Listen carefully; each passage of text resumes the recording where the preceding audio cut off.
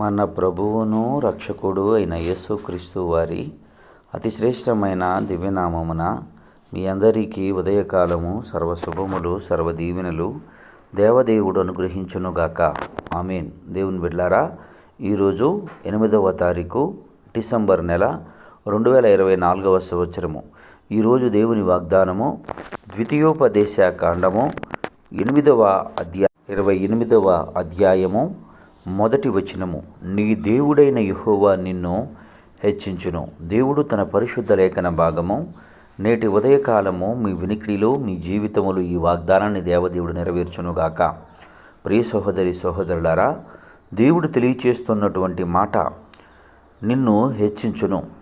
నీ స్థితి, నీ పరిస్థితి, నువ్వు ఎదుర్కొంటున్నటువంటి నీకెదురైనటువంటి ప్రతి పరిస్థితి నుండి నీవు ఇశ్రాయేలు ప్రజలు ఏ విధంగానైతే వారు జయించి బయటకు వచ్చి సమృద్ధిగాను సంతోషముగాను ఆనందముగాను బ్రతుకుతూ వారి యొక్క జీవితాన్ని కొనసాగిస్తూ ఉన్నారో, దేవుడు వారితో చెబుతున్నటువంటి మాట, మీరు వచ్చినది, మీరు సంతృప్తి పడేది, ఇక్కడ కూర్చొని ప్రశాంతంగా ఉండే మీ స్థితి ఇది కాదు.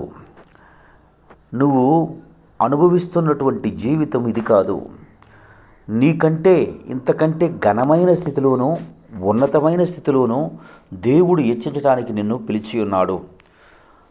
ఇంతకంటే గొప్ప స్థాయిలో నువ్వు హెచ్చింపబడటానికి దేవుడు నిన్ను పిలిచి ఉన్నాడు.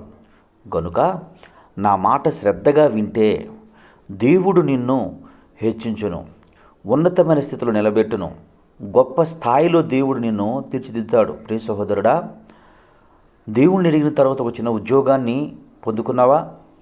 చిన్న వ్యాపారాన్ని కలిగి ఉన్నావా? కొద్దిపాటి వ్యవసాయంతో సంతృప్తి పడుతున్నావా? నీ చేతి వృత్తితో ఆనందిస్తూ ఉన్నావా? ఆనందిస్తూ సంతోషపడుతూ సమాధానంతో ఉన్నటువంటి నీతో దేవుడు ఈ ఉదయకాలం ముందు మాట్లాడుతున్నటువంటి మాట, ఇది తాత్కాలికంగా నీకిచ్చినటువంటి ఆశీర్వాదము. నా మాట శ్రద్ధగా విని నేను చెబుతున్నటువంటి మాట నీ వింటే ఇంతకంటే హెచ్చింపైన స్థితిలోనికి దేవుడిని నిలుపుతాడని తెలియజేస్తున్నాడు. గనుక నాటి ఇశ్రాయేలుతో తెలియజేసిన మాట ఈ ఉదయకాలం ముందు నీతో మాట్లాడుతున్నాడు. గనుక ఆయన మాటల యందు లక్ష్యమించి విశ్వాసంతో ముందుకు కొనసాగు కృప దేవుడు మీకు అనుగ్రహించునుగాక. ఆమేన్. తండ్రి, నీకు వందనాలు, స్తోత్రములయ్యా. ఉదయకాలం ముందు నీ బిడ్డలైన వారు ఎందరు బిడ్డలు ఈ మాటలు వినుచున్నారు, వారందరి జీవితముల్లో తండ్రి అటు ఆశీర్వాదము దీవుని అనుగ్రహించి వారిని సంతోషపరిచి నీ కృపలో బలపరిచి నడిపించి సహాయమును చేయమని యేసయ్య నామం పేరట ప్రార్థన చేయుచున్నాను మా పరమ తండ్రి.